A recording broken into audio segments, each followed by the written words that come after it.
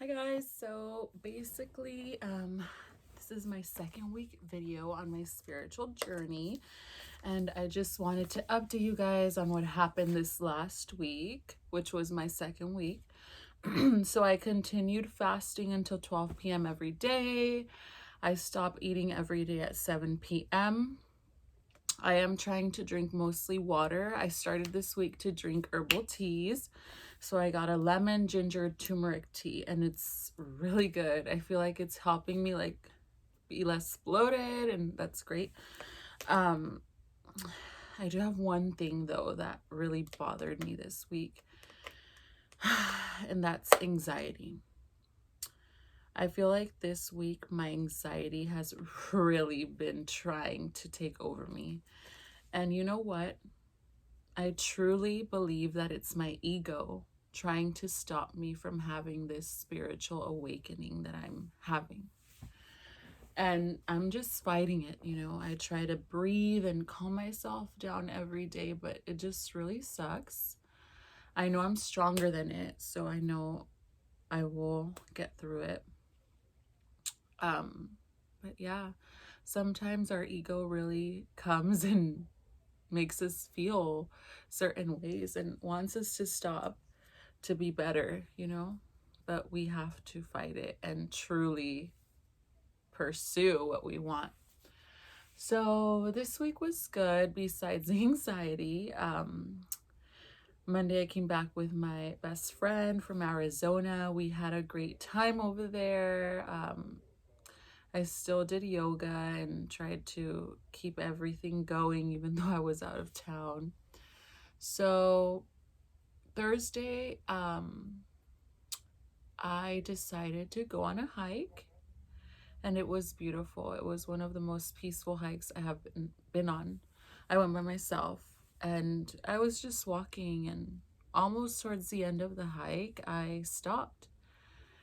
And I'm like, let me intake this beautifulness of Mother Nature and the earth and the world. And when I stopped and I was looking, I was like, wow, this is amazing. Like, I feel bliss. I feel peace. I feel happy. And then all of a sudden, for the first time ever, I've never experienced this, I heard the wind talking. I might sound crazy right now, but I'm not. You know how you hear the wind when it's windy outside and it's rustling on things and stuff like that? It wasn't that type of sound.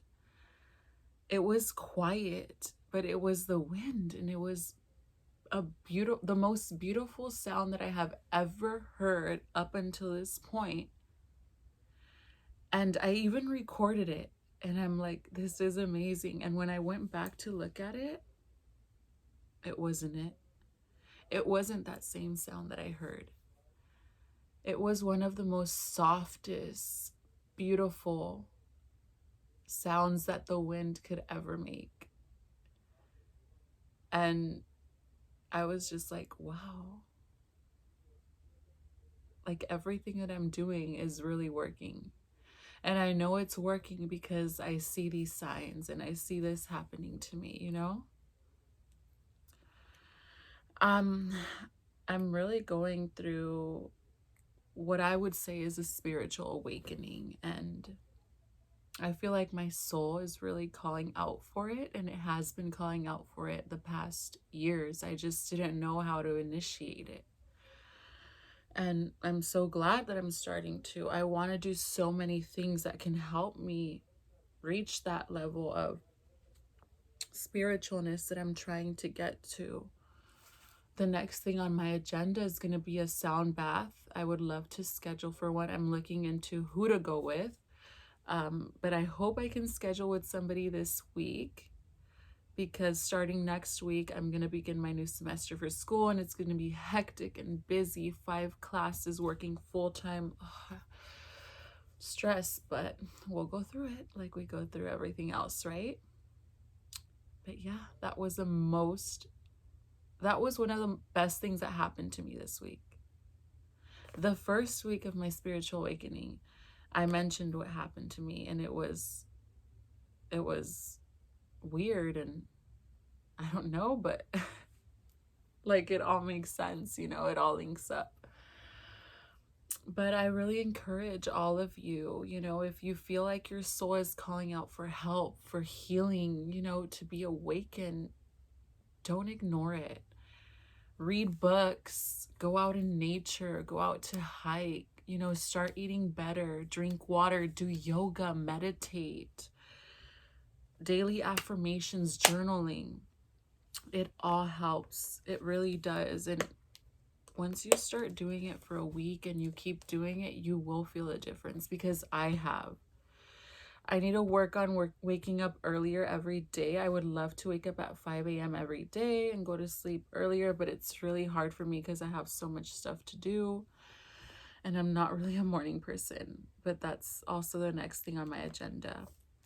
So I wanted to show you guys my journal. This is my journal. So I write on it every day, every morning to be exact. If I don't have time in the morning, I will write on it that night or the afternoon, but I make sure that every day I write something on here. And this helps me. It really does. And, you know, I'm ready for this next chapter in my life, whatever it is. But I can feel the change and the difference coming, and